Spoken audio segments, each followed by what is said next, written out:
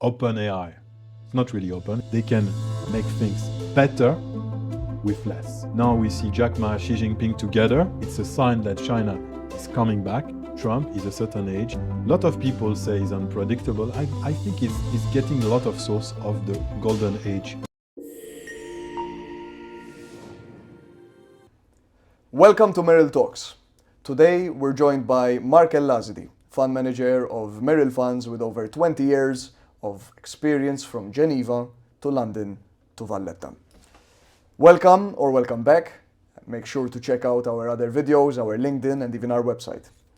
Please note of the disclaimer which will be at the end of the video. And now let's delve straight into today's subject, which is US tech versus China's tech. So Marc, welcome. Hi, everyone. Marc, how does the strong American economy compare to the uprising China? Yes, it's an interesting question. Thank you to start here. I think the macro pictures, a lot of people have been saying China is not in good shape, etc., etc. I think we need to just put a little bit some chart in the front of the screen for our audience here. The trajectory of the GDP for US and the trajectory of the GDP for China. If you see normally, China is going to 6%, was always the implicit target. And for US, as we know now, Scott Besson say 3%. I think it's an interesting, so these two giants, as you know, probably China overpassed Japan years ago as the second, taking the space of Japan. So now we have these two giants, China and US. Interestingly enough, we need to see also the trajectory of inflations. Why I'm talking about this? Because we always put in parallel inflations with the growth.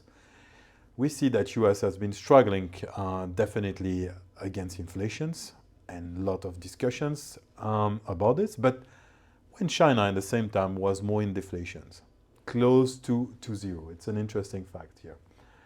Now, what's the confidence? The confidence, we know that the US economy was doing quite well because the confidence of the consumer here, when in China, has been struggling on that side.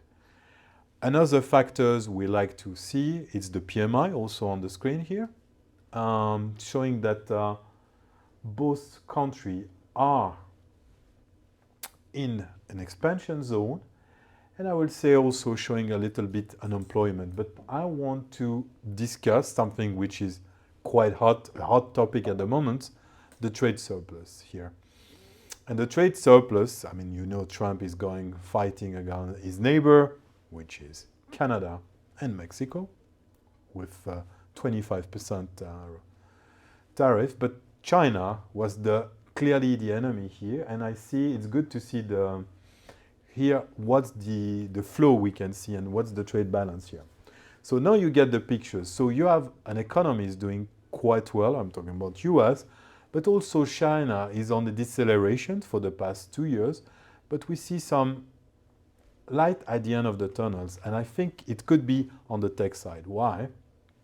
I will say 1 month ago, no one knew what's going on with DeepSeek. We have been thinking, okay, China, these big giants, we shouldn't be scared about the ecosystem. They have been living their own life, especially on the tech side, their own ecosystem. They have Baidu, they have WeChat. On the other side, us, we have Google, we have Yahoo, we have Google Map also, which is not functioning in China, because I had this chance when I was in Shanghai in 2023. I mean, impossible to use Google Map there, only Apple Map, which I'm not a big fan of it. So the question was like, what's going on? And suddenly DeepSeek was like, okay, we don't use so much CPU because we know there is a lot of not only CPU but also GPU race for the AI. And DeepSeek was coming, DeepSeek is the ChatGPT for poor people. No, they find solutions because they are living with a certain constraint that us in the Western world, we don't have it. So we are racing to buy more and more NVIDIA card, GPU. When the Chinese, they say, okay, we cannot. We know there is a lot of discussions. Apparently some NVIDIA card passing to Singapore because as we know, there is a ban here from US. So I think it's a very interesting thing because this race of tech was saying, okay, China is decelerating, US is continuing, but the things have been changing a lot, especially if you see the trajectory of the stock market at the moment. We can see Alibaba at the top, European tech, interestingly, also second, and I would say nearly flat for the US tech. It's for sure they have been quite overstretched if we see the trajectory of the last 2 years. They have been the darling of the market, the US tech. But this year, the things have been changing. And we have been saying this, there is a lot of rotations. And again, Chinese tech at the top and at the bottom, US. So a very interesting start. So Marc, we know that the US has obviously launched their Stargate project, a large amount of funding for AI and all of these sort of beneficiaries in the space. China, what is China doing? I think it's a point interesting. Why Stargate, if you are too young to remember or you've been born on that side? In the 1980s, there is the Stargate, was the idea of putting some weapons in the space. I think Trump liked very much this time of period. I think Trump, we know, based on his age, remember US on the 50s, 60s, when it was the golden age. And this is probably what he wants to bring. And why Stargate, why it's not by chance he's using this term Stargate. He wants to remember how US was so superior from a technological perspective. We're talking about the 80s, Reagan years, when the idea was like, I remember at that time, it was like, wow, there will be a Star War in the space. And that's the point. So he's pushing in these directions in US. So he's putting Microsoft, he's putting Oracle also in the race. Now on the other side, because we will discuss, especially in this video, duality, and I think it's very important. So the ecosystem in place in US and the ecosystem in place in China. So in US, this is the fundings coming from Stargate, and in China, Xi Jinping have been inviting the tech mogul, I will say, and it's an interesting thing because for a long time we haven't seen Jack Ma, the founder of Alibaba, and Alibaba definitely is working a lot, and especially on the AI side. So there is a lot of things. So duality here, Stargate in US, the Chinese government pushing the tech mogul here. Marc, with Alibaba spending billions on AI now, do you expect China to eventually leapfrog the Western AI revolution? US not, Europe for sure. As you know, we are very, very negative on Europe. I mean, I accept ASML, but US definitely not. I think Alibaba is a fantastic company for many years. I think Jack Ma did transform the Chinese economy on the e-commerce and now is working on AI. And obviously the very specific ecosystem of China, it's so interesting because they have been working with a lot of constraints. And like I say, working with a lot of constraints, you need to be genius on that side. I just want to illustrate something very interesting for our audience. It's the number of scientific graduate from China, India, Russia, obviously, US and Europe. I mean, you have to understand China, they are very techy. If you see the number of graduate people, we're talking about millions. I think you can see on the chart and after following by India. So how possibly we can challenge this giant, this tech giant? So obviously Alibaba has the best guys, the best graduate. So we need to wake up, and it was really a wake-up call. DeepSeek challenging ChatGPT. We have been thinking, okay, ChatGPT OpenAI will be challenged by Elon Musk because he's also working on that side. No, the problem is coming outside of US. It's coming from China. They can make things better with less. And this is clearly something interesting because with US, sometimes we always think this is the bulldozer approach. Let's make the thing happen, but we need a lot of source of computing. This is the point. But China say, let's work and do something different, and that's the point. Now, of course, there is a lot of security here. The problem is like the minute you put something on ChatGPT, probably the server are located in US. When you will put informations on DeepSeek, the server are located in China. So it's always the same questions, like a lot of questions have been raised on the cybersecurity things, like when with Amazon, for example, they are recording your conversations, or Apple, definitely all the informations are going in the directions of US server, when with China, probably the information is going to Chinese server. And they will use it, that's the questions. Don't forget, we are in the race of learning. All information is important. And they try to understand your habit. That's the things. Now, the Chinese consumer and the American consumer, they are different, but I always think they are not so far away. For me, the Chinese economy is quite Americanized. I was surprised when I was in Shanghai. I mean, the mall, they are so massive. The way they consume, it's very Americanized, and they say a lot of franchise, etc. And I was surprised as a European, you are not used to of this mode. So, of course, China is a real competitor for US, and they understand this. And Trump said it will also help our economy to kick out here. So for sure, the problem here on these two giants, Europe is nowhere.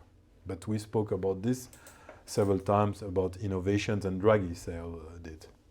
And as we know, companies are investing in AI, obviously, to capitalize on its growth. But in the case of Alibaba, could it also be an element of China trying to get themselves out there as the new technological supreme leader around the world? Yes, it's a good question. They have been already using these things with the electrical vehicle. I mean, imagine, if you remember, 5 years ago, there is not so many Chinese electrical vehicles on the street. Now, there are in Europe, especially in Malta, there is a lot of BYD on the street. And imagine if you are living in a country like on the developments, could be in Africa, Southeast Asia, suddenly on your street, a lot of Chinese EV car. Not on the street of US, that's for sure. They have been protecting the industry on that side, but they have been disturbing these things. And these things happened also years ago in Europe, when the big champion of solar panel back at that time, when I was managing a clean energy fund, it was Germany. Do you know any company who was producing solar panel in Germany? None. That's the point. Chinese, they arrive with very low price on the solar panel, like they are coming on our street with their very cheap electrical vehicles in a good conditions. And if you think about BYD, they're doing well. They are doing the same way with AI, and they are capable of be the competitor of US, knowing that Alibaba, it's an e-commerce giant. So they know how to do business, and they know the ecosystem. For Chinese tech, it's easy to conquer the world, but for US companies, it's very difficult because the ecosystem in China is very close. So, like I say, it's impossible to use Google Map. And again, that's a very interesting thing. And actually, quite ironically saying that China goes with the more closed approach. In the case of DeepSeek, they actually chose the open source route versus ChatGPT working in a closed way. What do you think about that? Yes, it's a very interesting thing because, as we know, it's the name, OpenAI. It's not really open. It's not an open approach, definitely. It's a very close end. When the Chinese, they offer, okay, you can check. I think you know me, I'm a big advocate of open software, and I think it's the best things, especially when you think about many things, like even in the crypto, ledger versus Trezor.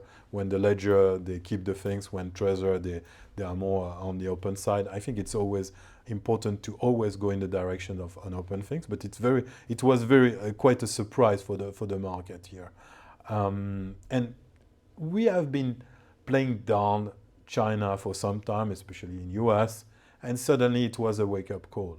And Trump is aware about this, so that's why I say, and I think the big news here to start, it's TSMC pushing the things, opening against, reassuring the US this, we will produce like the most advanced chip in Arizona, where also it's a way of being protecting by the US. It's the same story with the F-35. The F-35 been also spraying around Europe, challenging the Rafale who's producing by France, by, okay, you buy the F-35 and you will be protected by the US.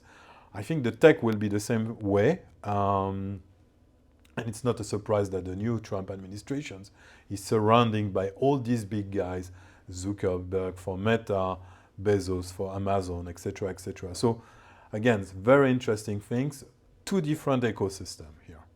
And in the case again of DeepSeek, China's DeepSeek, how does it threaten not just OpenAI, but even those that are building and producing products that relate to AI, such as NVIDIA, such as other companies, all of them, the whole supply chain? Definitely. I mean, it's a question of demand and supply. I mean, we don't need, the thing is, we will probably do a video, why semiconductor, is it still a cyclical stocks or it's a growth stocks? If your demand, because if we saw last time the reactions on NVIDIA result, who have been not so bad, but it correct like 8%. It was an increasing message because we have been pricing for perfections. And I think the CEO of NVIDIA is still thinking like we continue, but at certain moments this race can stop. And I think the message to the world and the message to China is like, you, everyone, even poor and rich country, but more in the poor country, we give you access to technology. And this is a game changer. When for US company, they are saying, okay, we give you access to technology, but you need to pay. Same story like electrical vehicles. So yes, definitely a game changer. But here, again, I want to discuss an interesting duality, Google versus Baidu. Why? Because Google be a global company, but be under scrutiny in China for a certain time, and Baidu having his experience. These two are search engines, but they have a different approach, even in the algorithm they are doing. So we should be surprised because you are a user of Google, I presume, even if you are using now ChatGPT, but you are not a user of Baidu. So maybe Baidu will make also a push outside of China. So that's why for a company like Google, it's very difficult to penetrate the Chinese market and to understand. And at the moment, there is a lot of algorithms who try to be optimized, and we saw digital marketing, etc. So they have dominant positions, the Chinese stocks. Why? Because they know very well the ecosystem. When the Americans, they know the global things, they go the Western world, but they have no clue how to penetrate the Chinese market. And very important is regulatory and compliance. I mean, you know, the Chinese government is controlling all these things. So the Americans, they need to adapt, and they don't have the experience. So I think the years to come, it's very interesting. Chinese on the stock market side already outperform the US, which if you have been discussing with us 1 or 2 years ago, a lot of people will tell you, no, US will remain the dominant player. No, it's not anymore. And I think Alibaba was not quite absent for the past 2 years, especially Jack Ma. Now we see Jack Ma, Xi Jinping together. I think it's a sign that China is coming back. And if I'm saying this is the Empire Strike Back, I will say, if you are classic on the Star Wars. Interesting. So really, we should be surprised how this come back, because a lot of people, especially professionals, will say China is on deceleration, which could be the case. But on the tech, it could be reviving. We discuss about Europe, about innovations. I mean, the startup, the fintech, and etc. It's continuing. China, with the number of engineers they have, they are doing a fantastic job on that side. And in the case of Baidu specifically, do you think Baidu, considering their implementation of AI in their searches, actually is the superior product in comparison to Google? And what would actually stop it from becoming the superior product? Would it be regulation? Would it be the government? What could stop it from being the new Google? So Baidu, interestingly enough, on the day like Xi Jinping welcomed all these tech mogul, the owner of Baidu didn't show up, and the stock went down 11%. This is an interesting thing. So there is a lot of things going on at Baidu at the moment, and the dominant place. Yes, I mean, Google need to adjust. because this very close, because we spoke about open system and closed system. China, it's a closed system. So you need to work closely with the government. Google doesn't have this capacity. We know that Google is really, its philosophy, it's like to open the world to a lot of technology.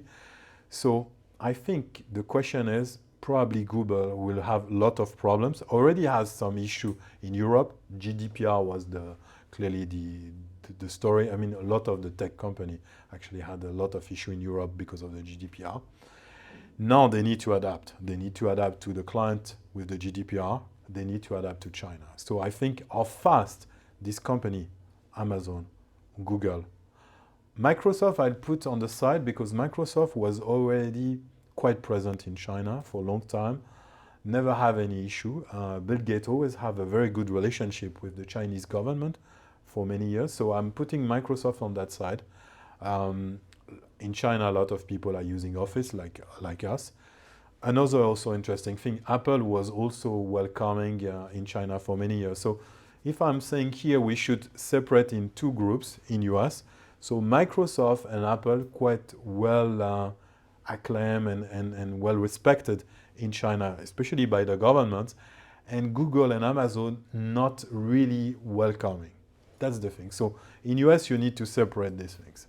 That's clearly the idea. And I would also like to question, China's style of taking on a new industry is with government support, which is very difficult to compete with when you have and are battling that with private investment. Correct. In a situation like this, does that mean that AI is threatened for especially the US, whereas China has this advantage of the government backing them? I think like Target is answering these questions and like I say, Trump, he wants to put finding the funding for this.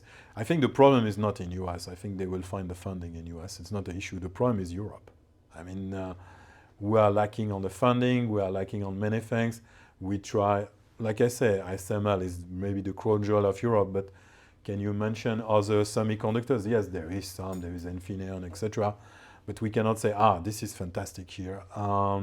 ST Microelectronic is struggling because the automotive is not doing so well, because the automobile sectors in Europe, for example. I think we shouldn't be concerned because US will always find the funding to fight, even if it's unfair from Chinese competition on that side.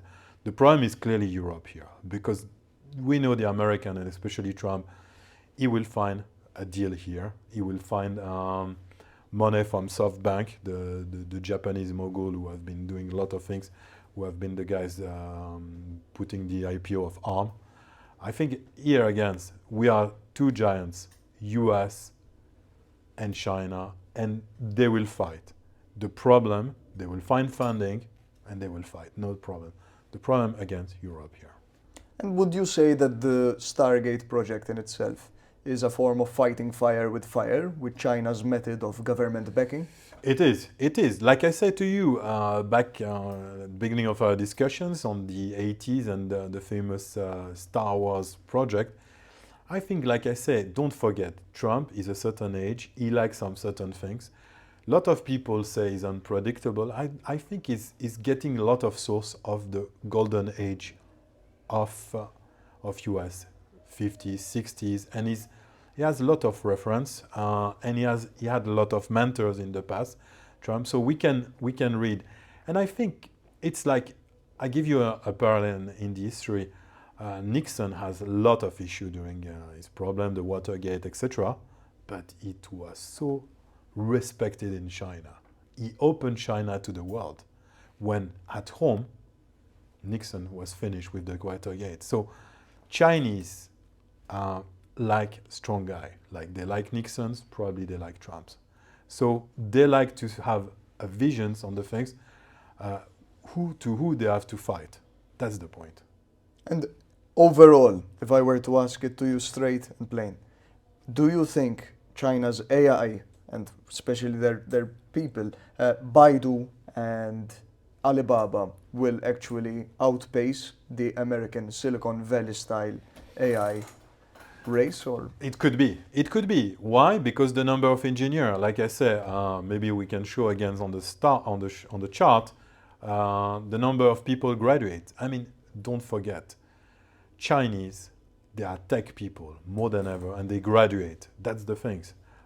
When in US more than maybe than Europe, we have to think about China, India, with the number of engineers per head. Unfortunately, here in Europe, we cannot compete. US, they can compete. So that's the point. You have a lot of people. I mean, the way, like I say, I was very surprised when I was in China, wanted to have a pancake on the street, and you just pay with your QR code. So a lady who's doing pancake, she's capable of giving you this QR code and you buy it. And this is something like even normal people have been embraced technology. That's the things. That's why I say Chinese, they already embrace on the tech side. And this is, and it will not come back. That's why it's surprising. And I think US, Silicon Valley, we're talking about California, I think. I mean, us, for example, at Merill, we are very positive on Texas more than California, because California for us, we think it's like a little bit the hashes, sorry to say, above the Democrat. Now, probably Texas will be the rising state. Always thinking in a federal state, and this is the way we think. And this is very important. So yes, a lot of things. So not maybe the silicon guys from California who will fight, but maybe the guys from Texas who will be ready to fight here. And if I may, I'm thinking about myself using these products. What do you think the relevance is of a workspace, such as Google's workspace or Microsoft's workspace, for the willingness of people to use a different provider, right? I'm reliant on most of Google's workspace. So how happy would I be to use for maybe a different search engine? What do you think the relevance is there? Or do you think it's irrelevant and that the better technology will win immediately? No, it will not. I mean, it's like Android versus Apple. The question you asked me is like Android versus Apple. Do you prefer Apple or you prefer Android? I mean, this is exactly the same questions. You can have the state of the art of technology, and that's why I say, for example, Chinese phone, Xiaomi was like really challenging a lot of Apple, but also challenging on the automobile side. If you remember, they launched the SU7, which was a fantastic sports car. I mean, when I went to China in 2023, I was very surprised. I was going to get a SIM card from a Chinese SIM card, because as you know, it's not working in the system. And I went into the shop, and first things, okay, it's a phone shop and etc. There is a car. The guy was very happy. Couldn't speak in English for sure, but he showed me the car, and I was like, wow, the car. So they already integrate the things. You go here, you're still going to a shop here to buy a phone, but you will not find a car on the side. When in China, they already like mobile, car. So it's their part, it's already the ecosystem. Like also, but only not in China, but also in Japan, you have the robot. You order something, the robot is coming and bring you the food. So they're already a step further. I mean, it's like the train, the fast train. The fast train in China, I mean, it's unbelievable. You go, you are reaching in 2 hours. You can even go from Shanghai to Beijing in 6 hours. So, wow. Well, I mean, Marc, as usual, it was a very interesting conversation. I think we covered a lot. Thank you. I thank everyone for joining us today. Thank you very much. And I encourage everyone to follow us on LinkedIn and even check out our website for more information.